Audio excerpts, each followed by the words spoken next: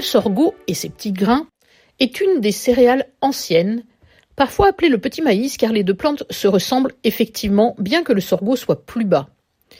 Du côté nutritionnel, cette plante présente des avantages avec sa richesse en fibres alimentaires et en composés phénoliques comme certains antioxydants, mais aussi en minéraux comme le fer, le calcium et le phosphore. Son absence naturelle de gluten lui ouvre par ailleurs les portes des régimes pour les personnes intolérantes au gluten, mais ne devrait pas le cantonner qu'à ses seuls régimes spécifiques. Au niveau de sa culture, il est économe en eau et en engrais grâce à ses racines profondes. Ainsi, la plante est cultivée dans de nombreux pays, souvent pour des usages alimentaires, en farine, en bouillie, en galettes, etc., pour l'alimentation des animaux, un peu comme le maïs, voire pour alimenter un méthaniseur afin de produire de l'énergie quand il s'agit du sorgho biomasse. Au final, le sorgho est la 5e céréale la plus cultivée dans le monde après le maïs, le blé, le riz et l'orge. Un peu plus de 40% de cette production est destinée à l'alimentation humaine, principalement en Afrique et en Asie. Il est alors, comme je le disais tout à l'heure, consommé entier, en semoule ou en farine, ou, après transformation, il peut être également consommé sous forme de sucre, ou bien malté et fermenté sous forme d'alcool, comme de la bière, voire des spiritueux. Les débouchés alimentaires représentent donc à peu près le même volume de consommation de sorgho que le débouché alimentation animale.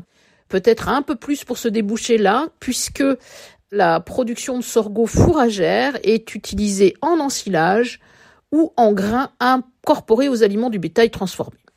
Dans certains cas, il est même possible de laisser les bovins pâturer du sorgho. En Europe, les agriculteurs sont de plus en plus nombreux à le cultiver. Cette culture leur apporte en effet à la fois une diversification sans exiger d'investissement lourd puisqu'ils disposent déjà du matériel agricole sur leur exploitation ou dans leur coopérative CUMA.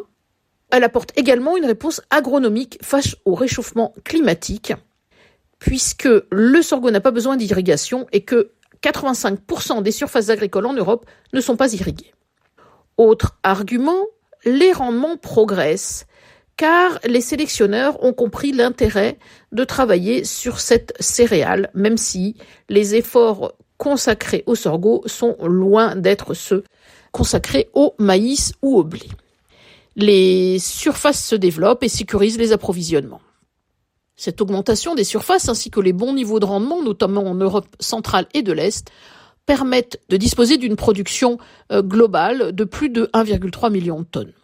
Au niveau international, le volume des échanges de sorgho représente entre 6 et 7 millions de tonnes chaque année. Les principaux pays exportateurs sont les USA, l'Argentine et l'Australie. Les principaux pays importateurs sont la Chine, le Japon et le Mexique, mais aussi l'Europe, qui reste déficitaire. L'Union européenne en importe en effet entre 100 et 200 000 tonnes chaque année. Le développement de la culture devrait donc réduire notre dépendance, voire à terme d'exporter, si la culture se développe telle que les experts le souhaitent. Car si ailleurs que dans l'Union européenne le sorgho est connu et pratiqué dans l'alimentation humaine, il reste chez nous encore largement utilisé en alimentation animale, mais sa bonne digestibilité, ses fibres, sa richesse en vitamines et en antioxydants, ainsi qu'en minéraux, vont probablement rapidement développer ses usages. À la semaine prochaine.